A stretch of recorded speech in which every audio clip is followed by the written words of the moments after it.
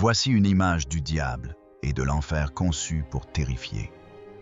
Ce diable est un monstre. On a tenté de dissimuler ce livre pendant des siècles, non pas parce qu'il était un faux, mais parce qu'il était trop réel. Un seul manuscrit, plus de 160 peaux d'animaux, écrit dans un style qu'aucun être humain ne devrait pouvoir maîtriser seul, est un plein milieu, une image pleine page du diable, qui vous fixe du regard.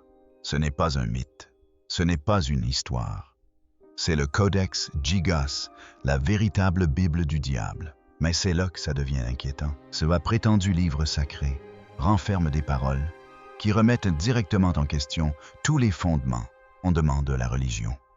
Dieu n'existe pas. L'homme est la mesure de toute chose. Alors, comment la Bible peut-elle contenir des idées qui semblent relever de la pure rébellion? Était-ce la crise d'un moine un message caché ou quelque chose de bien pire? Quelque chose que l'Église ne voulait surtout pas que l'on remette en question. Car plus on approfondit ce livre, plus il devient limpide. Il n'a pas été écrit simplement pour être lu. Il a été écrit pour transformer notre façon de penser. Et une fois qu'on découvre ce qui se cache à l'intérieur, on n'en ressort plus indemne.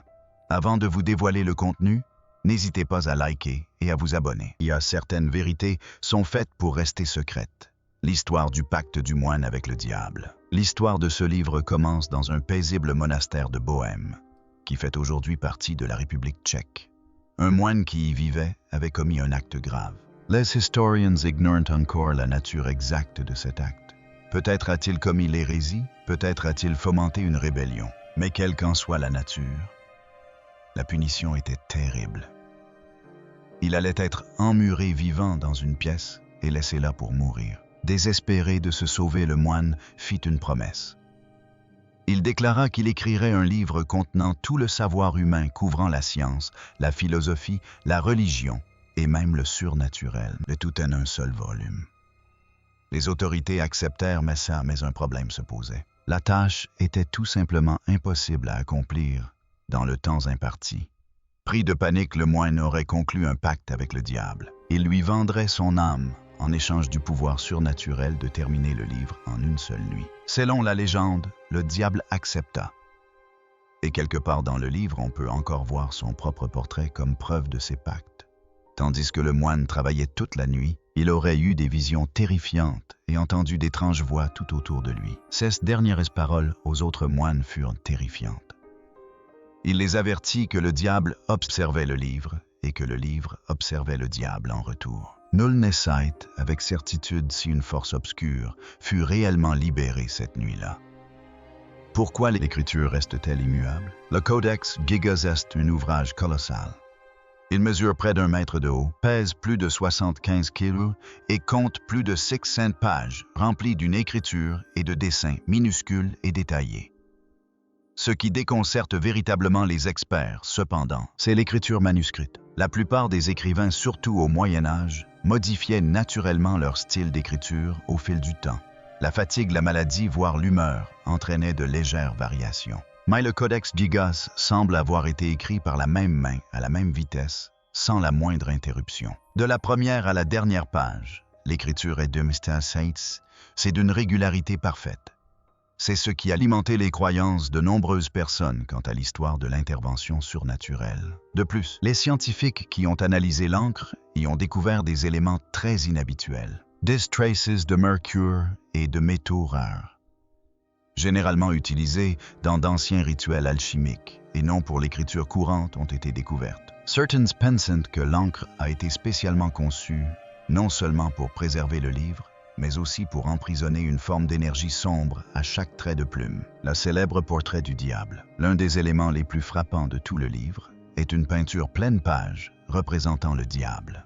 Il ne ressemble pas aux autres dessins de démons de cette époque, qui étaient généralement des créatures laides et caricaturales.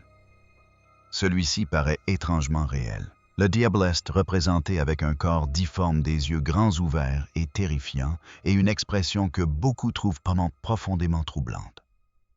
Ce qui rend cette image encore plus étrange, c'est l'espace blanc vide qui l'entoure. Il n'y a rien d'autre sur la page que cette figure qui vous oblige à la regarder directement. De nombreuses personnes ayant vu le tableau original disent avoir ressenti un véritable malaise, comme si quelque chose les fixait du regard. Certains chercheurs pensent que le portrait n'était pas qu'un simple dessin. Certains pensent qu'il s'agissait d'une sorte de piège magique, un moyen d'emprisonner à jamais l'esprit du diable dans le livre. D'autres y voient un avertissement, un signe qu'un danger réside entre ces pages. Simple peinture médiévale, ou bien quelque chose de plus, des textes sacrés mêlés à de la magie noire. Ce qui rend le Codex Gigas véritablement exceptionnel, c'est son contenu. La plupart des livres religieux de cette époque se limitaient aux prières, aux écritures et aux enseignements oraux.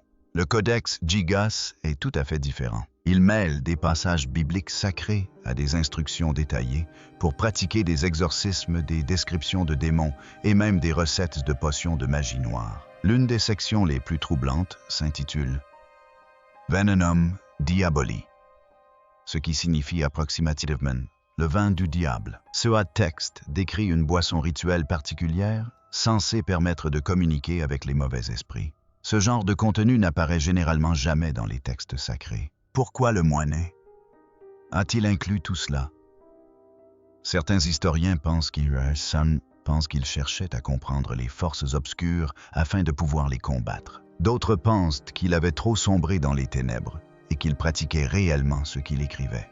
Quoi qu'il en soit, l'association de textes religieux et de magie interdite dans un seul ouvrage est quelque chose qui n'a jamais vraiment été vu ailleurs. C'est là que le mystère s'épaissit.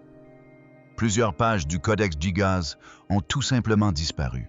Elles ont été retirées à un moment donné de l'histoire et personne ne sait exactement ce qui y était écrit. L'explication la plus courante est que les moines qui possédaient le livre ont fini par avoir peur de certains passages. Ils croyaient que ces pages contenaient des sorts ou des connaissances si dangereuses qu'il fallait les détruire avant que quelqu'un ne les utilise. Lorsque les chercheurs ont examiné les zones où des pages avaient été retirées, ils ont trouvé de faibles marques et des symboles partiels encore visibles, suggérant qu'il y avait bel et bien quelque chose là-bas. Certaines personnes pensent que ces pages manquantes décrivaient un rituel encore plus puissant et terrifiant que tout ce qui se trouvait dans le livre. Quelques historiens ont suggéré que les pages n'avaient pas du tout été détruites, mais cachées quelque part. Peut-être enfermées dans un lieu secret, attendant qu'une personne assez courageuse ou assez folle les découvre. C'est une pensée qui en perturbe plus d'un. La malédiction du Codex. Le Codex Gigas est lié à des événements étranges et tragiques depuis des siècles. Au VIe siècle, un incendie se déclara au monastère qui abritait le livre. L'édifice fut entièrement endommagé, mais le Codex survécut sans la moindre trace de brûlure. Beaucoup y virent la preuve qu'une force surnaturelle le protégeait. Au fil des siècles, nombre de ceux qui ont gardé ou étudié de près ce livre ont vécu des événements terribles.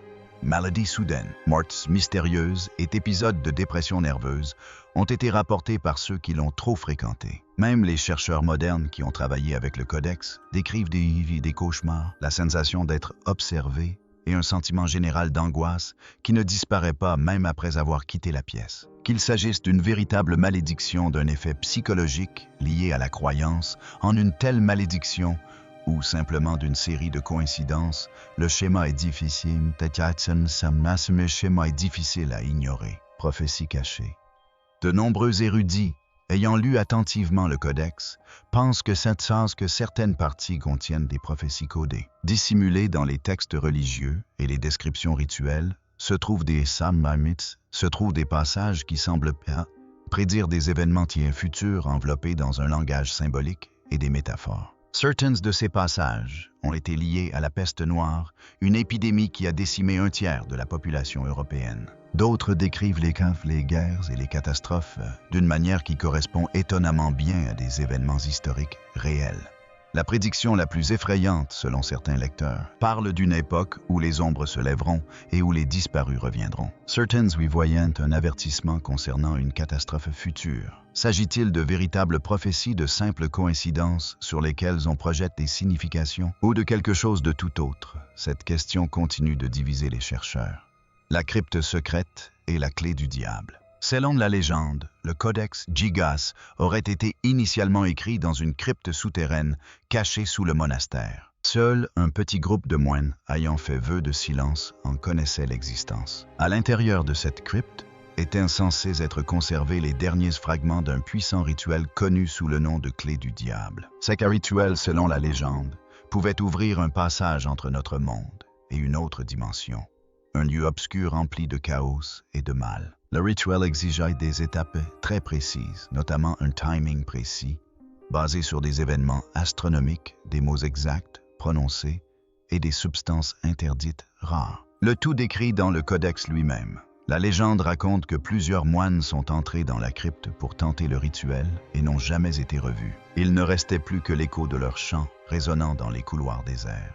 Personne n'a pu confirmer l'existence réelle de cette crypte ni la véracité du rituel. Mais cette idée a fasciné et effrayé les gens pendant des générations. Les dernières paroles du moine. Dans la marge d'un chapitre oublié du livre, on trouve une note que l'on pense avoir été écrite par le moine dans ses derniers instants. Son écriture était tremblante et désespérée. Il a écrit « Les ombres veillent », le texte est vorace, et puis plus glaçant encore. Finalement, le codex revendiquera sa propriété.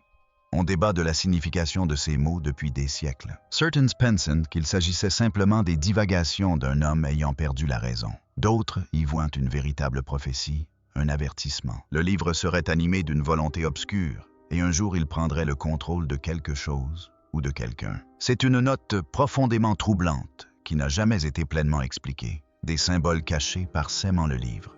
Si vous examinez attentivement le codex Giga, vous remarquerez d'étranges symboles disséminés sur les pages. Ils apparaissent dans les bordures entre les paragraphes et autour des illustrations. À première vue, elles ressemblent à de simples décorations, mais les chercheurs qui les ont étudiées de près ont découvert que ces symboles forment un motif très délibéré et complexe. Nombre d'entre eux correspondant à des symboles présents dans d'anciennes traditions mystiques. Certains proviennent de la Kabbale et d'autres de rituels païens.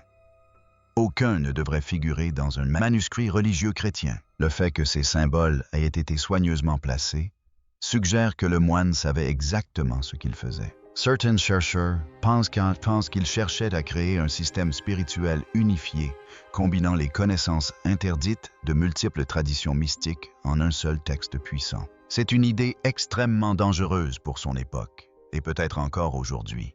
Les étranges illustrations au-delà du portrait du diable. Le codex Gigas regorge d'illustrations insolites et troublantes. On y trouve des dessins de plantes étranges, de créatures difformes et de formes abstraites qui ne ressemblent à rien d'autre dans l'art manuscrit médiéval. Certains les comparent davantage à des dessins alchimiques d'une période plus tardive. Un dessin en particulier a suscité beaucoup d'intérêt. Il représente un arbre tortueux dont les racines s'enroulent autour de symboles mystérieux évoquant des vaisseaux sanguins. Certains y voyaient une représentation de l'arbre de vie, d'autres une porte vers le monde souterrain. Il existe des témoignages de personnes qui, après avoir fixé ce dessin trop longtemps, ont commencé à faire des cauchemars et à avoir des visions perturbantes. Un chercheur contemporain aurait passé des heures à étudier cette image, subissant des troubles mentaux si traumatisants qu'il abandonna définitivement la recherche historique, ne laissant derrière lui que quelques notes éparses évoquant son expérience. Le livre est lié aux étoiles. Un autre élément qui a intrigué les chercheurs est le lien apparent du livre avec les cycles astronomiques. Certains passages du codex correspondent à des événements célestes spécifiques, notamment les phases lunaires, les alignements planétaires et les éclipses solaires. Certains chercheurs ont établi un lien entre ces passages et des catastrophes historiques majeures survenues à peu près à la même époque que ces événements astronomiques, comme la peste noire et diverses guerres. La théorie la plus alarmante suggère que le codex contient un avertissement concernant un alignement cosmique majeur qui pourrait se produire au cours de ce siècle. On trouve dans le livre une phrase énigmatique « Les ombres du passé reprendront leur place ». Certains l'interprètent comme la prédiction d'un événement catastrophique susceptible de libérer d'anciennes forces obscures. Difficile de dire s'il s'agit d'une véritable prophétie ou simplement d'interprétation erronée. Mais la précision des références astronomiques est difficile à expliquer. Comment a-t-elle pu survivre si longtemps? L'une des choses les plus remarquables concernant le codex Gigas est tout simplement qu'il existe encore. Au cours des quelques 800 dernières années, il a survécu à des incendies, des inondations et des guerres qui ont détruit d'innombrables autres documents historiques inestimables. Pendant la guerre de Trent Hans, dans les années 1600, des soldats suédois qui pillaient un monastère ont tenté de s'emparer du codex comme butin. Dès après les témoignages de l'époque, les soldats trouvèrent le livre incroyablement lourd et rapportèrent qu'il dégageait une chaleur inhabituelle. Ils finirent par abandonner et le laissèrent selon sur place convaincus qu'il était maudit. Lorsque les habitants l'ont retrouvé par la suite, il était parfaitement intact, alors que tout autour avait été détruit. Les croyants voient dans cette survie la preuve que le contrat conclu la nuit où le livre a été écrit est toujours en vigueur. Il semblerait qu'une force obscure protège activement le codex pour garantir sa pérennité. Des rumeurs circulent depuis longtemps concernant une société secrète appelée le culte de la flamme noire, qui serait entièrement dédiée au Codex Gigas. Les membres de ce groupe seraient convaincus que le livre renferme la véritable histoire des origines de l'humanité et que son étude approfondie peut révéler d'incroyables connaissances interdites. Selon divers témoignages, des membres se seraient réunis dans des lieux secrets à travers l'Europe pour accomplir des rituels tirés directement du Codex. D'étranges symboles auraient été découverts gravés dans de vieux arbres et peints sur des ruines de pierre, dans des régions reculées que l'on pense liées à ces rassemblements. Des témoins ont rapporté avoir vu des silhouettes mystérieuses disparaître la nuit dans les forêts près de ces sites. Rien de tout cela n'a été officiellement confirmé. Mais les rumeurs persistent et ajoutent une nouvelle dimension au mystère qui entoure déjà ce livre profondément étrange. Un livre qui vous hante. Le plus troublant concernant le Codex Gigas réside peut-être dans l'effet allé qu'il aurait sur ceux qui l'étudient. Des chercheurs modernes décrivent un sentiment d'obsession inhabituel qui les envahit lorsqu'ils travaillent avec l'ouvrage. Certains se retrouvent incapables de s'arrêter de lire. D'autres disent rêver des pages et entendre des voix leur ordonnant de relire. Ces voix telles que certains les décrivent, murmurent des choses comme « cherche la vérité en toi » ou encore « accomplis le rituel ». Les personnes ayant passé de longues périodes seules avec le codex auraient subi une lente dégradation de leur équilibre mental. Certaines ont mis fin à leur carrière. Quelques personnes auraient subi de graves dépressions psychologiques. L'explication la plus simple, c'est que passer trop de temps à étudier un livre mystérieux et inquiétant peut perturber l'esprit, mais d'autres n'en sont pas si sûrs. Ils pensent que tant que le codex se nourrit d'une manière ou d'une autre de l'attention et de l'énergie mentale de ceux qui l'étudient, les entraînant toujours plus loin jusqu'à ce qu'ils ne puissent plus penser à rien d'autre. Un combat entre le bien et le mal. Certains érudits religieux ont une théorie fascinante concernant le Codex Gigas. Ils pensent donc que le livre représente essentiellement un champ de bataille, un lieu où les forces du bien et du mal s'affrontent sans cesse. Selon cette perspective, le diable s'est servi du moine comme d'un instrument pour introduire subrepticement un savoir obscur et corrupteur dans un texte religieux sacré, empoisonnant lentement l'esprit des lecteurs qui croyaient simplement étudier les Écritures. Chaque prière côtoie un rituel ténébreux. Chaque passage porteur d'espoir est assombri par une menace sinistre. Le livre oblige le lecteur à traverser les deux et ce faisant l'entraîne vers les ténèbres, qu'il le veuille ou non. Certains pensent que le codex était le plan machiavélique du diable, l'acte de tromperie ultime dissimulant le mal à l'intérieur de quelque chose qui paraissait sacré de l'extérieur. Le diable l'a-t-il vraiment écrit? La question principale est de savoir si le diable a réellement contribué à la création de ce livre. Les historiens sont partagés. Certains pensent que le moine, travaillant seul dans une frénésie désespérée, est parvenu à l'achever grâce à un effort humain extraordinaire. D'autres pointent du doigt des choses qui semblent très difficiles à expliquer. Un artiste qui a récemment examiné de près le codex a remarqué une pression d'encre et des motifs d'ombrage inhabituels qui ne correspondent pas aux techniques d'écriture à la plume normale. L'aucun niveau de détail de certaines illustrations, notamment le portrait du diable, semble dépasser ce qu'un moine épuisé pourrait raisonnablement produire. Certains pensent que le diable a guidé la main du moine veillant à ce que chaque coup de plume porte sa marque. Et si cela est vrai? Certains se demandent si l'influence du diable ne s'est pas arrêtée une fois le livre terminé. Si elle continue à se manifester à travers ces pages encore aujourd'hui, Observant It peut être influençant subtilement tous ceux qui osent l'ouvrir. L'ouvrir, au fil des siècles. Un nombre inhabituel de personnes ayant passé beaucoup de temps avec le codex ont rapporté des hallucinations et des expériences terrifiantes des voix surgissant de nulle part. Des silhouettes sombres apparaissant du coin de l'œil et une sensation persistante d'être observé même dans une pièce vide. Un scribe du XVIIe siècle écrivit que les pages semblaient se tourner d'elles-mêmes pendant qu'il travaillait, et que le portrait du diable paraissait se transformer et changer d'expression sous son regard. Les psychologues modernes suggèrent que ces expériences peuvent s'expliquer par une sorte d'état psychologique auto-induit ou une croyance profonde en une malédiction, combinée à une concentration intense, crée de véritables hallucinations. Mais cette explication n'est pas acceptée par tous, et le nombre considérable de témoignages similaires provenant de personnes de différentes époques était difficile à ignorer totalement. L'étrangeté du langage. Enfin, il y a la question du langage lui-même, bien que la majeure partie du codex soit écrite en latin.